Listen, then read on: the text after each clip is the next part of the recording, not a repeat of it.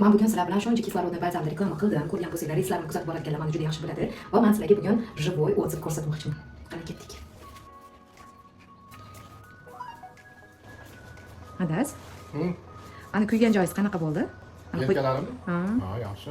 foydasi bo'ldimi? Mana kecha sizga balzam surib qo'ydim-ku yelkangizga. Ha, zo'r ekan. Achishlari qoldimi? Achishlari qoldi. Haqiqatan foydasi bo'lar ekanmi? Kiyim kiyolmay qoldim, yaxshi. Nima deysiz, foydasi bo'ldimi o'zi? Ha, foydasi bo'ldi. Men so'rasin, video olsammi? Yana shu qadrligini reklama qilsam? Ha, jonli o'tib. Berasizmi jonli o'tib? Yo'q. Keling, bitta yelkangizni ko'rsataylik. Yo'q. Mana qarang, men bu balzamni surdim sizga kecha. Keling. Bitta yelkangizni ko'rsating. Mana qaranglar. Kecha kuyib ketgandi. Bo'ldi, foydasi da? Ha, foydasi yaxshi. Nima deysiz foydalari haqida? Zo'r ekan. Живой, toza o'tsiz, a? Krem yaxshi ekan. Momentalni qoldirar ekan. Yondirishini, achishlarini. Mana shu krem haqida gap ketyapti. Bu kuyishga qarshi bemalol ishlatsa bo'ladi. Kesilgan joylarda, operatsiya bo'lgan joylarda sirazu davolash xususiyatiga ega. Hattoki chaqqan joyini ham, chivinlarni chaqqan joyini ham zo'r qoldiradi.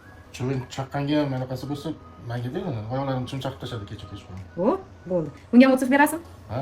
Bo'ldi. Mana qizlar.